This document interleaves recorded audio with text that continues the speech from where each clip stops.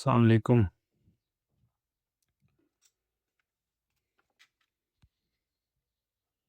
आज ही हमारा इंशाल्लाह आखिरी सेशन होगा इसका वेस्टर्न फिलॉसफी का। The current reading of western philosophy we are doing, पर फ्यूचर में इसको शायद दोबारा करें फ्रॉम अदर सोर्स, कोई और बुक लें तब ये और अच्छे से समझ आएगा आपको। For now this is probably the final session, so आप एक चैन की सांस ले सकते हैं।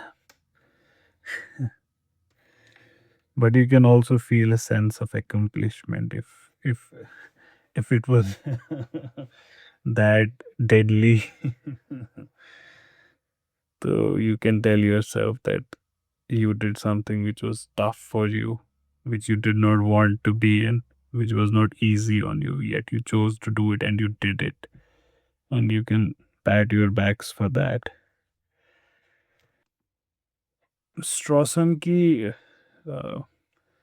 बायोग्राफी इसमें है नहीं, एनालिटिकल, ये सॉरी ग्रेलिंग की जो किताब है, हम सबकी फिलॉसफी से पहले हम उनका थोड़ा सा बायोग्राफी देखते थे, तो इनका नहीं है, तो इनके डायरेक्टली फ़लसफ़े पे ही जाएंगे हम। और ये बहुत आसान है समझना इनका फ़लसफ़ा। इनको कहा भी जाता है common sense philosopher and ordinary language philosophy कहते हैं इनके फ़लसफ़े को।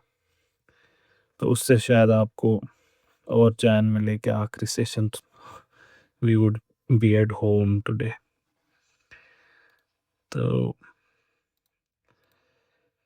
let's start with understanding ये ऑर्डिनरी लैंग्वेज फिलॉसफी होती क्या है। आज के सेशन के लिए ये ऑर्डिनरी लैंग्वेज फिलॉसफी तो मैंने ग्रेलिंग से ही ली है, और फिर बाकी का जो इनका फ़लसफ़ा है वो हॉच पॉच डिफरेंट डिफरेंट सोर्सेज से लिया है। There isn't a particular source which I can tell you, like a paragraph I have taken from, say, Oxford Companion to Philosophy. I have taken some from IGNO's material, some from online sources, तो it's like hosh posh. तो इस वजह से the sources are for nowadays. Ordinary language philosophy करके कोई school नहीं रहा है, the way we have understood different schools अभी तक। हम किसी मोमेंट को इन पर्टिकुलर या किसी मोमेंट को इन पर्टिकुलर नहीं कह सकते कि this is original ordinary language philosophy. ये लूजली यूज होता है ये statement for a group of philosophers जिनमें कुछ कॉमन थ्रेड है, और उनकी एक राय थी कि फ़लसफ़ा ऐसे करना चाहिए। आप देख रहे हैं कांट के बाद यही हुआ, सब कह रहे हैं कि फ़लसफ़ा ऐसे नहीं करना है, वैसे करना है। And what prompted all of these? They are all living in the same era, kind of, and they are living in the general background of the philosophy that was taking place in the first half of 20th century, 1900s. And what was happening 1900s? You already know that. Russell was happening, Wittgenstein was happening, Carnap was happening, logical positivism was happening. So ordinary language philosophers, they are from that era. तो ये इन्हीं के छत्र छाया में they are living under the shadow of all the philosophy, analytical philosophy जो हो रही थी।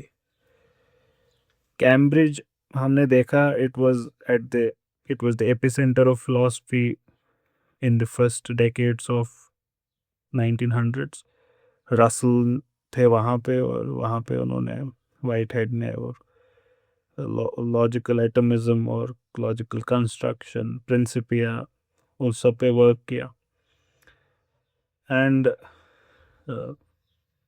ये वर्ल्ड वॉर और वर्ल्ड वॉर पहले की बात है, बिटवीन द वर्ल्ड वॉर आपने देखा ये centre of focus, epicentre shifted to where, Vienna. Vienna circle वहाँ बना और पूरा फलसफा उसके अराउंड होने लगा। After the World War, it seems that the epicenter once again shifted to Oxford now. Cambridge ने किया तो ऑक्सफोर्ड पीछे थोड़ी रहता.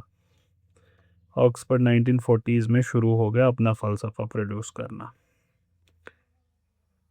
इसी एरा में बहुत बड़ी फिगर्स वहाँ से निकले. Gilbert Ryle, John Austin, Richard Hare और Peter Strawson. Peter Strawson is what we are going to have an attempt on. बहुत सिंपल है इनका फ़लसफ़ा. आज you will be at home. और इनकी वजह से ऑक्सफोर्ड बिकेम दैट सेंटर और लोग ट्रैवल करने लगे Oxford. And 40s 50s 60s में it became the Baghdad of the West. अब ये हमने स्टार्ट में ही बात की कि ऑर्डिनरी लैंग्वेज फ़िलासफ़ी को ऐसे वर्टिकुलरली डिफ़ाइन करना और कौन इसके मेंबर्स होंगे ये कहना बहुत मुश्किल है. Very difficult.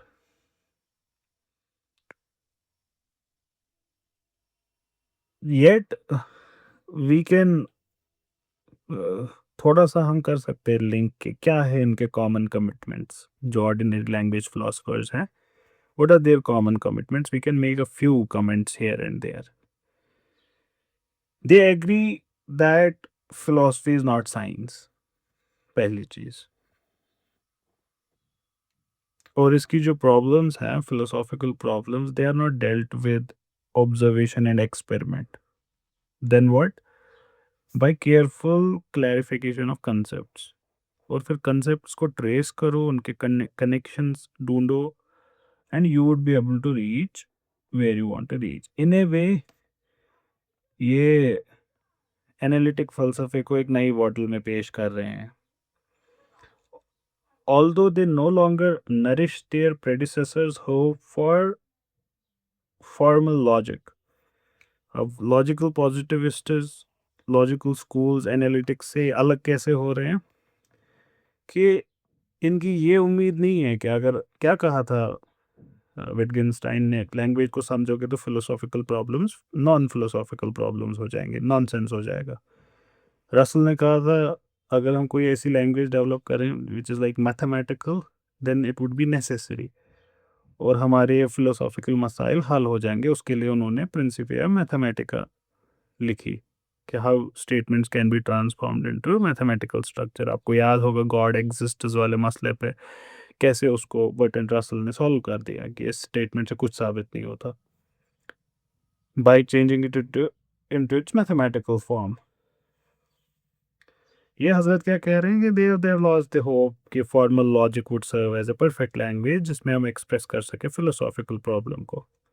They shared their skepticism about metaphysics as a project of constructing grand theories about the nature of reality.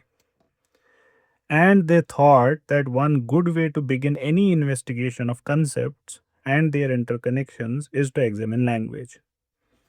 इसीलिए मैंने आपको बोला, आपने सुना भी होगा मेरी लैंग्वेज में एल्सवेयर एज वेल कि कांट के बाद फिर लिंग्विस्टिक फिलोसफर्स ही हैं क्योंकि सबका सेंटर ऑफ डिस्कशन लैंग्वेज ही रहता है. But not merely for its own sake but as a good perhaps necessary starting point. यहाँ ये डिफर करते हैं बाकी लिंग्विस्टिक्स से. बाकी लिंग्विस्टिक्स ने क्या कहा था कि ये लैंग्वेज मिरर है रियलिटी का. लैंग्वेज को समझो रियलिटी समझ आ गई. ऑर्डिनरी लैंग्वेज फिलोसफर्स ये नहीं कह रहे कि लैंग्वेज समझने से आपको कायनात समझ आएगी. They are saying it is a necessary starting point. It's a good starting point even if not necessary. और we should start from here, that's all. As an evolution of analytic philosophy, this fairly standard view represents a shift away from early analytical philosophers' over ambitions for logic, and correlatively, the idea that philosophy would itself become part of science. This ambition of logic was an ambition for an ideal language. तो Russell बनाना चाहते थे. Russell's logically perfect language या कार्नाप का formal calculus for the logical construction of word. सारा फलसफा हम देख चुके हैं. This aim in formulating an ideal language was to escape the danger of misleading nature of ordinary language. Ordinary language का जो misleading effect है उससे बचने के लिए को हमने देखा लैंग्वेज के फ़लसफ़े में कि कैसे ऑर्डिनरी लैंग्वेज मसाइल पैदा कर देती है। तो उससे बचने के लिए हम एक लॉजिकली परफेक्ट लैंग्वेज बनाएंगे। आपको इसका एग्जांपल वही दिया जा सकता है कि गॉड एग्जिस्ट से कैसे साबित हो जाता है कि God actually exist, because God is something beyond which nothing can be conceived, and the God that only exists in thoughts, we can conceive a bigger reality than that God. The God that actually exists as well as exists in the thought. So, therefore, God that actually exists exists. तो अब ये language का मसला है linguistic philosophers के लिए कि ये जो आपने you just made God come into being by using sentences, if you drop it down into mathematical form, you would realize mathematically it does not lead. तो वो फिर कैसे किया था बर्टन रसल ने, हम उसको 3-4 बार रिपीट कर चुके हैं, हम उसको इंशाल्लाह फिलोसफी ऑफ रिलीजन में कर लेंगे फिर से। तो लिंग्विस्टिक्स क्या कर रहे थे अब ये वाले फिलोसफर्स कि हमको ऑर्डिनरी लैंग्वेज से बचना है फ़लसफ़े में, because it has misleading nature. It misrepresents how we think about the world. The more modest idea in ordinary language philosophy was that this same aim can be achieved not by translating into formal idiom, but by dealing with the misrepresentations in language itself. अब ordinary language वाले इस problem को कैसे solve कर रहे हैं?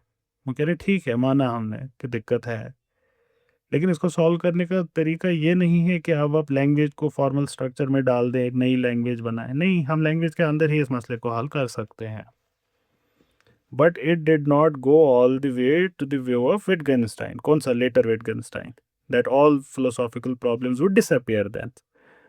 Wittgenstein ने क्या कहा था? अगर आप लैंग्वेज समझ जाओगे सारी फिलोसॉफिकल प्रॉब्लम्स हल हो जाएंगी, ख़त्म हो जाएंगे, दफ़ा हो जाएंगे, कुछ भी नहीं रहेगा उधर, बकवास है सब, नॉनसेंस. आपको सिर्फ ऑब्जर्व करना है एवरेज लैंग्वेज को, ऑर्डिनरी लैंग्वेज को. विटगेंस्टाइन ने कहा था and all of your problems would be philosophical problems would get solve.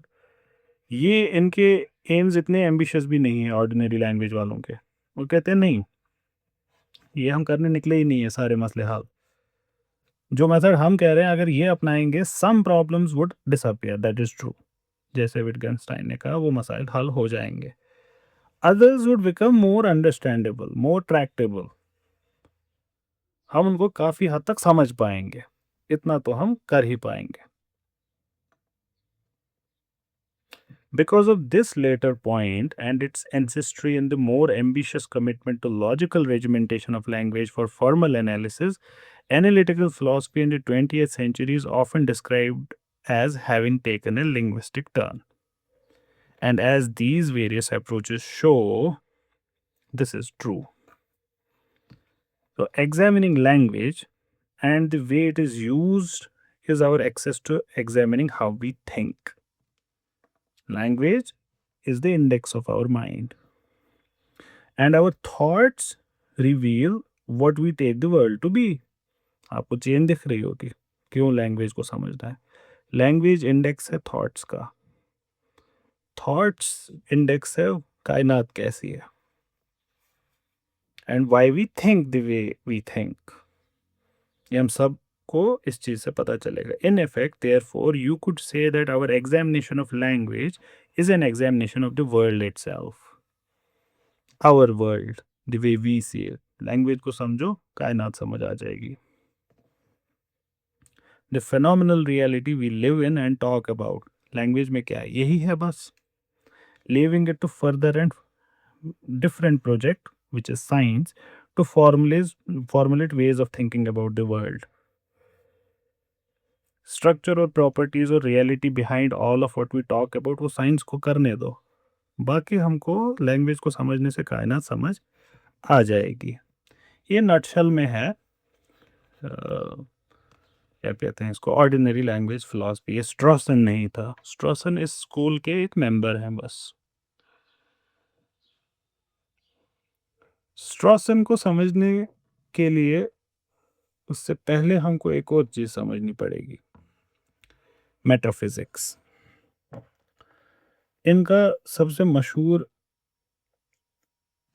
Work है इंडिविजुअल्स नाम से। इसका सबटाइटल है an essay in descriptive metaphysics.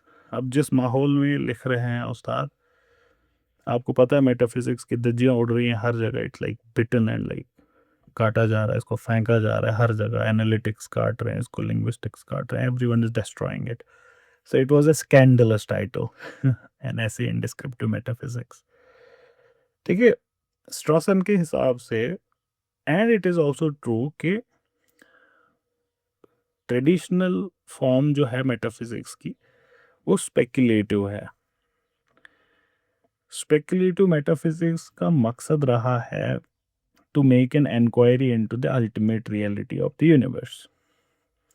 किसकी बनी है ये कायनात, ये ढूंढना। This metaphysics determines the nature of ultimate entities and the relationship between them. ये करने की कोशिश करती है ट्रेडिशनल मेटाफिजिक्स। ये होगी स्पेक्युलेटिव मेटाफिजिक्स। इसका ऑपोजिट है, या दूसरा तरीका है मेटाफिजिक्स करने का, डिस्क्रिप्टिव मेटाफिजिक्स। वो स्ट्रॉसन के लिए it is content with describing the actual substance of our thought about the world.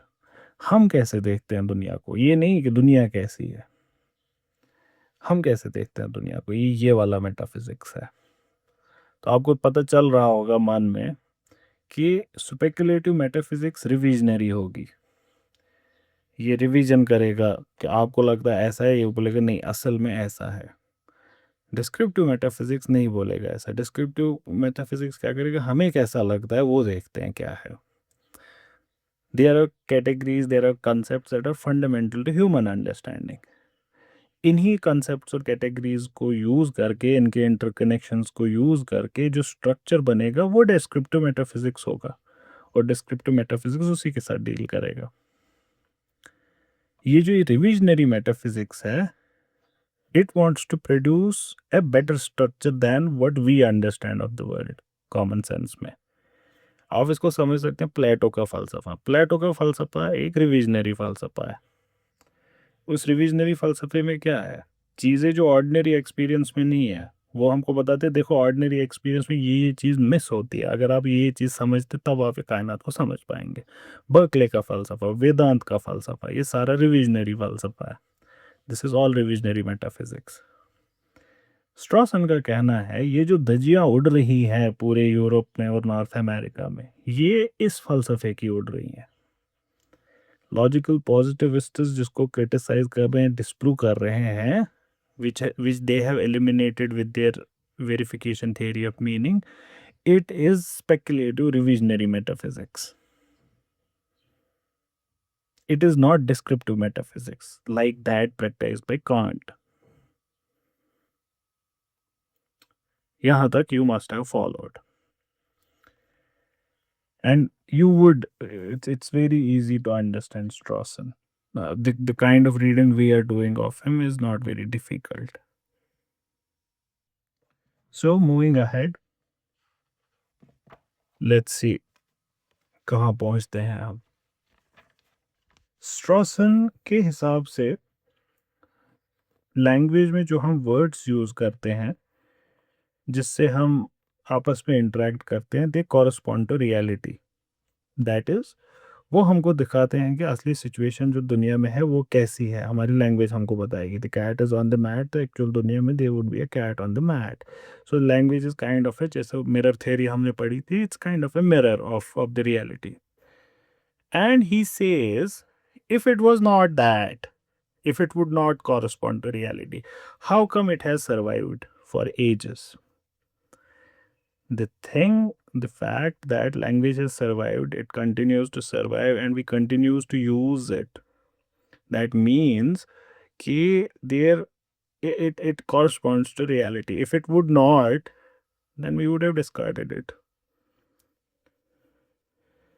इनका जो इंडिविजुअल किताब है उसमें इनका प्राइम फोकस है जो हमने ऊपर टाइटल में लिखा है, What's a person? What's a body? What is mind? Is a person a body? Is it a mind? Is it both? Is it the combination of both? What is it? And the answers he would try to derive would be based on this understanding of language, जो हमने आपको अभी बोली. हम superficial view रखेंगे तो we would not necessarily go into the details of how he derives his conclusions, but we would just understand them जितना हमसे हो सके.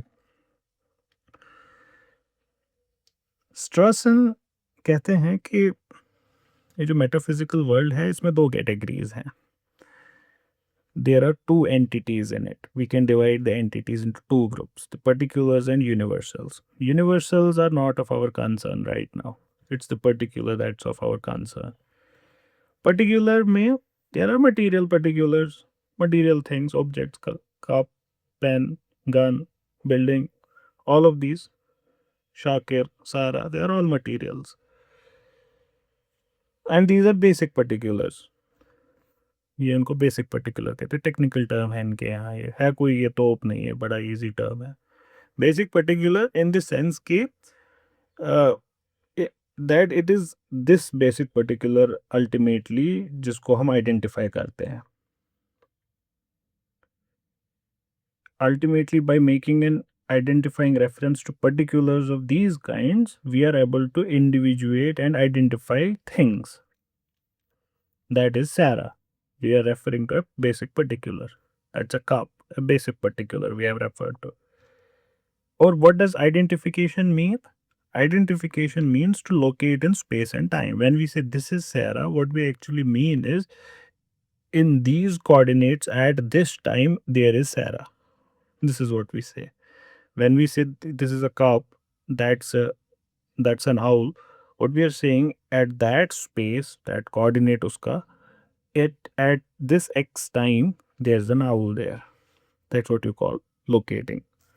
So what's locating? Locating is locating in space and time. And the thing is, location possible सिर्फ material things की है.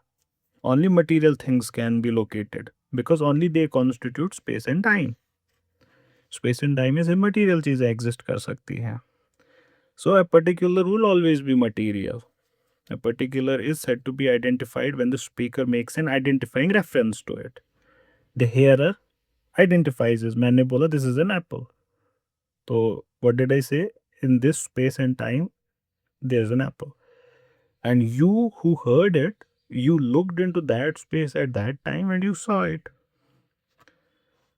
Based on what? Based upon what the speaker had said. अब ये material objects जो हैं for the sake of convenience इनको दो group पे बांटे. अदरवाइज दो ग्रुप्स में कोई डिफरेंस नहीं है. एक हो गए मटेरियल ऑब्जेक्ट्स जो कॉन्शियसनेस नहीं रखते हैं, दूसरे जो कॉन्शियसनेस रखते हैं, पर्सन्स. फर्क इनमें कुछ नहीं है. ही सेज कोई फर्क नहीं है. पर्सन्स और मटेरियल ऑब्जेक्ट में फर्क कोई नहीं है. Persons are basic particulars to which we ascribe consciousness, that's all. तो दोनों बेसिक पर्टिकुलर्स ही हैं, दोनों मटेरियल ही हैं, दोनों स्पेस टाइम में ही हैं. अलबत्ता पर्सन में कॉन्शियसनेस है, मटेरियल ऑब्जेक्ट में कॉन्शियसनेस नहीं है. बस इतना फ़र्क है. तो स्ट्रॉसन का जो ये मेटाफिजिक्स है, ये जो ऑन्टोलॉजी है पर्टिकुलर्स की, बेसिक पर्टिकुलर्स की, दोनों metaphysical material bodies and person they are equal. और ये जो ये पर्सन है, बेसिक पर्सन, ये इरिड्यूसिबल है, इससे नीचे नहीं जा सकता, इसीलिए इसको बेसिक कहते हैं. अब ये कहने का मतलब क्या है कि इरिड्यूसिबल है? इसको समझने के लिए वापस चले डेकार्ट के यहाँ. जब आप डेकार्ट से कहेंगे उस्ताद ये जो पर्सन है ये किसका बना हुआ है, स्ट्रॉसन के यहाँ आपको जवाब इसका मिला था, इससे फर्दर ये एनालाइज नहीं हो सकता. This is the basic particular. Descartes कहता है हाँ ये बना होता है माइंड एंड बॉडी का, so that means it's further reducible. It's not a basic particular. Descartes के यहाँ basic particular is a mind and a body. They are separate. Dualism थी वहाँ पे. So Descartes के यहाँ person was reduced to mind and body. Strawson के यहाँ person. That's all. तो ये जो एक पर्सन है स्ट्रॉसन का, इसी के अंदर फिजिकल कैरेक्टरिस्टिक्स हैं, जैसे location, attitude, height.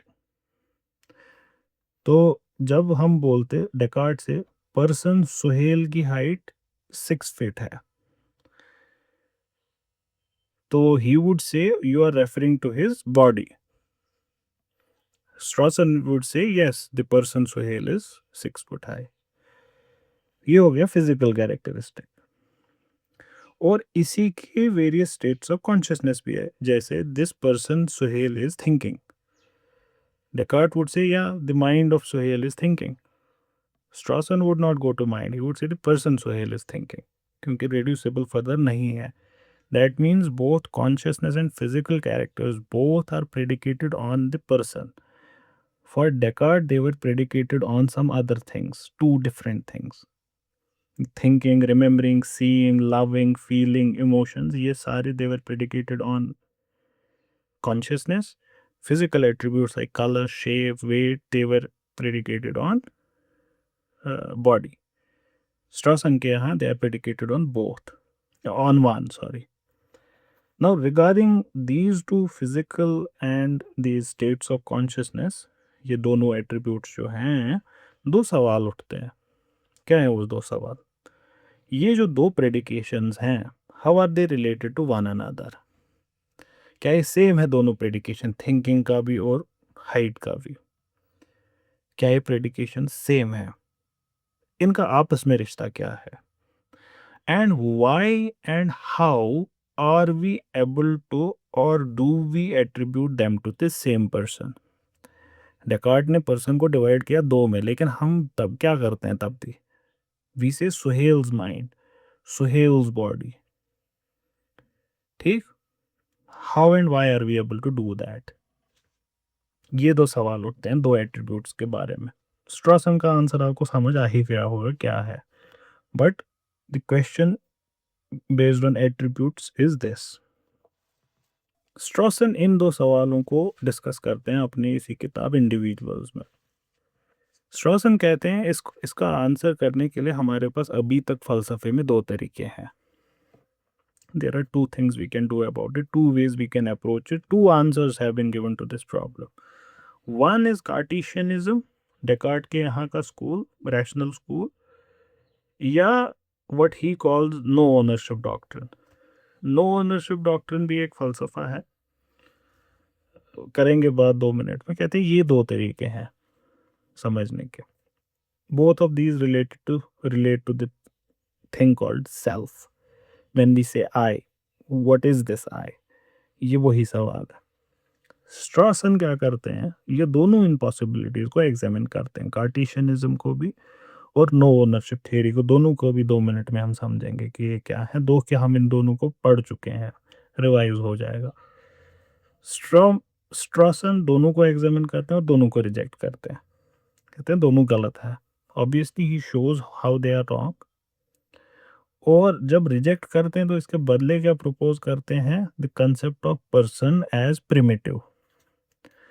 Primitive term से भी कोई डरने की ज़रूरत नहीं है. वही मतलब है कि रिड्यूसेबल फर्दर नहीं है ये पर्सन, इससे नीचे जाने की ज़रूरत नहीं है. ओनरशिप थियरी जो है कार्टेशियनिज्म, इसके हिसाब से when we speak of a person, we are actually referring to one और both of the two substance, body and mind. We are referring either to one of them or both of them at the same time. दोनों के अपने खुद के appropriate states हैं, properties हैं, and state of consciousness, it belongs to one of the substances which is mind, and these physical attributes and extension, they belong to the body and not to each other. मतलब what belongs to mind does not belong to the body, what belongs to body does not belong to the mind. ये Descartes के यहाँ का school है. आपके लिए ये कोई नई बात है नहीं, आप इसको जानते हैं. It is based on Cartesian dualism, two ultimate substances of mind and body. Though they were not ultimate substances, आपको पता ही है उससे पहले भी. खैर, डेकार्ट को फिर से रिवाइज करें तो आपको पता चल जाएगी। डिपेंडेंट सबस्टेंसेस कहा था उन्होंने इसको। खैर, माइंड और बॉडी, उनके यहाँ दो म्यूचुअली इंडिपेंडेंट सबस्टेंसेस हैं, और एक इंडिविजुअल, ये जो जुमर है, it is she is the combination of the two. What is Zumar? Zumar is the combination of her mind and her body.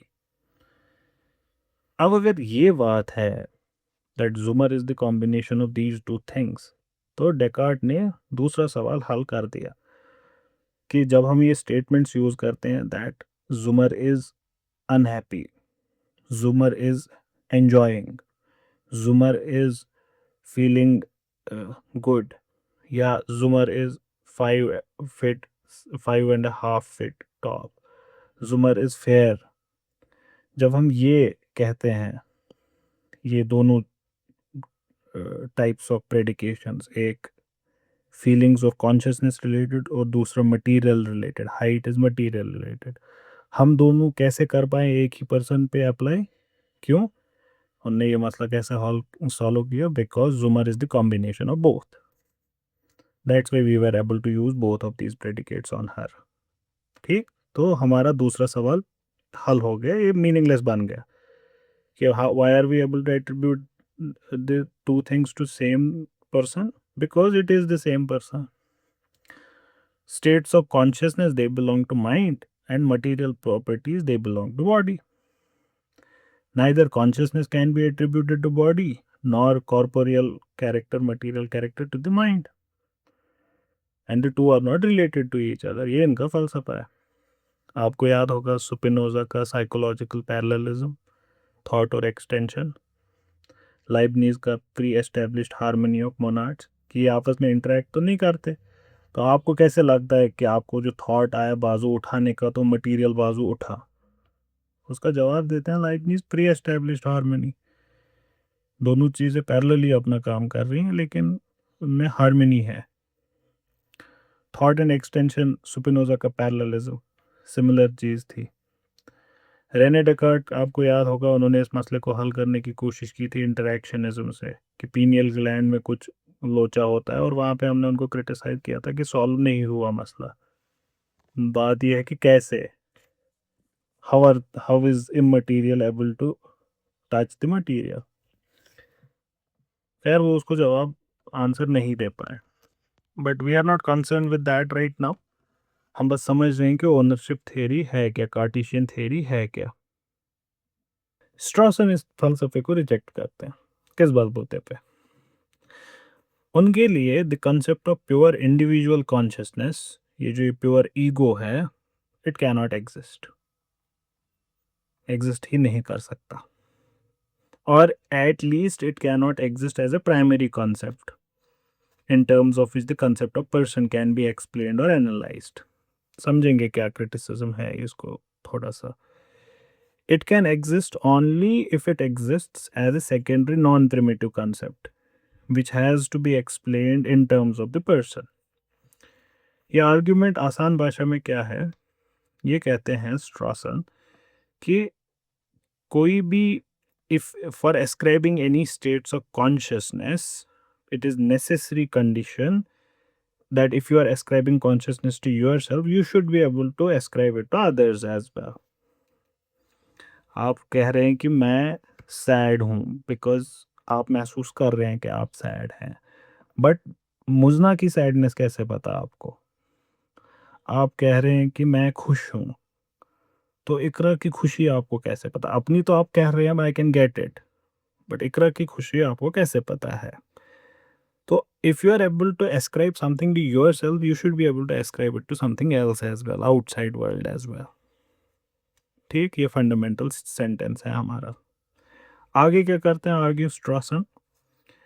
एस्क्राइबिंग to others is not possible अगर कार्टेशियन ड्यूअलिज्म हमने accept की। क्यों? क्योंकि to ascribe it to someone, you have to identify that person. जैसे Ikra is sad, so I have to identify Ikra ना. And how do you identify? You identify something by locating it in space and in time. लेकिन Cartesian ने जब हमको बोला identifying in space and time, that is her body. Her body is not sad. Her body is 5 foot 6 inch. Her body is fair. Everything material we can talk about, but we cannot talk about her mind in space and time. Or feeling is mental. It is not in space, not in time. So to predicate it on someone, you have to identify that person. You cannot identify that within the Cartesian system. ये मसला है. Identification presupposes location in space and time. Cartesian mind can't be located in space and time. Cartesian bodies can be located in space and time. So, predicating a state of consciousness to a mind, it presupposes that the state must be predicated to a subject which is a material body. So, when you say he is sad, my question is who? Descartes would not be able to point to anything. So, what were you saying when you said he is sad? You were saying nothing. And if you point to the material body, then you have posited sadness on the material body. ये हो गया Cartesian dualism reject. अब वो दूसरा school खुश हो रहा था, वो फुदक रहे थे कि ये डेकार्ट को डांट पड़ी स्ट्रॉसन से. तो स्ट्रॉसन पलट गया उनकी तरफ मुड़ के, आ जाओ तुम अब इधर. नो ओनरशिप वाले दिग्गज तो विटगेनस्टाइन थे, हंस रहे थे बड़े. तो जो ही स्ट्रॉसन पलटे इनकी तरफ, अब डेकार्ट हंसने लगे कि अभी 2 मिनट पहले हम पे हंस रहे थे, अब तुम्हारा हाल देखते हैं. अब ये नो ओनरशिप थ्योरी है क्या? पहले इसको समझते हैं कि कहते क्या है. आप इसको जानते हैं, ये आपके लिए नई बात नहीं है, but let's see. I am reading to you from Oxford Companion to Philosophy, dictionary है फिलॉसफी की एक तरीके की. इसमें नो ओनरशिप थ्योरी पे जो एंट्री है वो क्या कहती है? वो कहती है the theory that experiences do not require a real subject to whom they must belong. Experiences के बारे में बात करने के लिए you don't have to posit something to which those belong. He is sad, she is sad, he is happy, she is happy. इसके लिए you don't need to say कि who is this he, she, it, they. You do not need to posit who do these things belong to. Mental occurrences in this school are treated as independent events. Our normal language for describing them, जिसमें हम I, me ये सब use करते हैं, you, she, with its apparent reference, क्योंकि ये references है ना, I is a reference to something, she is a reference to something, using personal pronouns to subject who have them is viewed, ये क्या है तब? Either as not designating anything, कि ये किसी चीज़ को designate नहीं करता, or as designating the body to which the experiences are causally linked. That means जब आप खुद के बारे में कह रहे होते हैं I am sad, you are actually designating nothing. And when you are talking about someone else, she is sad, you are actually referring to her body, to which the sadness is causally linked. That means if the body wasn't there, there would be no one who was sad. ठीक है. अब ये फुदक रहे थे कि हमने इस मसले को हल किया, हमें डांट नहीं पड़ेगी. देखते हैं क्या होता है इसका. In our day-to-day speech, we use expressions like I am in pain, या I have had serious pain, या हाय मेरी हाय मेरा दिल, ये हम कहते हैं. ये मेरा इसमें यूज होता है. These expressions somehow suggest मैं कुछ हूँ, and I own these experiences, ये मेरे साथ हो रहे हैं. और these having pain, ये जो मेरे दिल में दर्द हो रहा है, ये मेरा, मैं, मेरा. I own that heart जिसमें दर्द हो रहा है. नो ओनरशिप थ्योरी के हिसाब से experiences can be said to have an owner only in the sense of their causal dependence upon the state of some particular body. This causal dependence is sufficient to ascribe one's experience to some particular individual thing.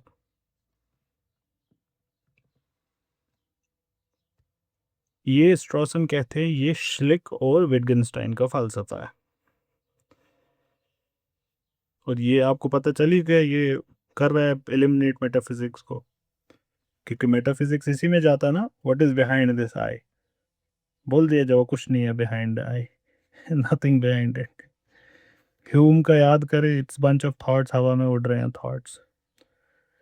याद आया होगा आपको जब Berkeley ने कहा था कि you did not have breakfast, you had a sensation of taste, sensation of smell, sensation of texture. और ह्यूम ने कहा ये यू कहाँ से लाया इसमें, you is also an internal sensation, उसको भी रिमूव कर दीजिए। तो इस फलसफे के हिसाब से you don't have pain, there is an there's a feeling of pain. You cannot say that I'm having an experience which is any kind of experience. You say there's a flow of experience. In fact, this is a statement uttered by Wittgenstein. So there is no place for such things or I, self, ego, etc. If we say I am angry or he is angry, then this theory would say no, there is flow of anger. I am not angry nahi. There is flow of anger. So thus, according to this theory, consciousness cannot be said to be the owner of body. Hume ने भी यही कहा था पहले। उनके हिसाब से self is nothing but a bundle of fleeting sensation, that's all. Strawson reject करते हैं इस फलसफे को, कहते हैं ये theory would make interaction impossible and meaningless. ये कहते हैं ये जो एग्जाम्पल्स आपने दिए सेंटेंसेस के, पहले तो आप बात ही नहीं कर सकते, आपको बात करने के लिए करना पड़ेगा प्रोनाउंस को यूज़, तो आप कर ही नहीं सकते कुछ। और दूसरा, ये जो आपने सेंटेंसेस यूज की, there is a flow of anger, it's a meaningless sentence unless and until it is being experienced by someone, this anger. You are telling me there is flow of anger, I ask you where, आप खामोश हो जाते हैं। खामोश ही होंगे ना, क्या जवाब देंगे इसका? if you say if you were angry and you say there is flow of anger, where do I look? Now if I look towards you, that means anger is in you. The theory failed which you were trying to tell me before this. तो इन दोनों मसलों को हल कर, there is more criticism which is much more sophisticated, so we are not going there. So there is sophisticated criticism of the second, we are for now like superficial. तो Strawson इस मसले को हल करने के लिए ही propounds his own theory, the theory of person as primitive.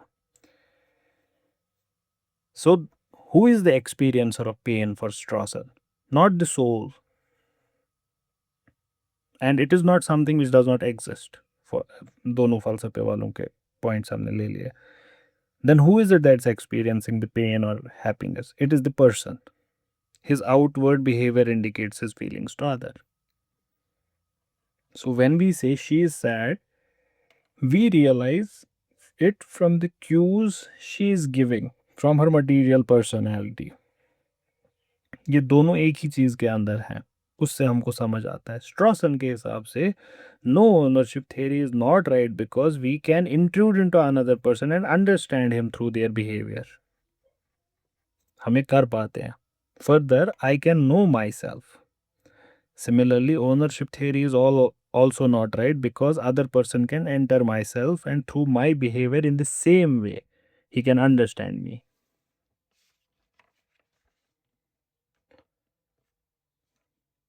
Strawson कहते हैं let us start by acknowledging the concept of person as primitive, that is the concept which cannot be analyzed further in any other way.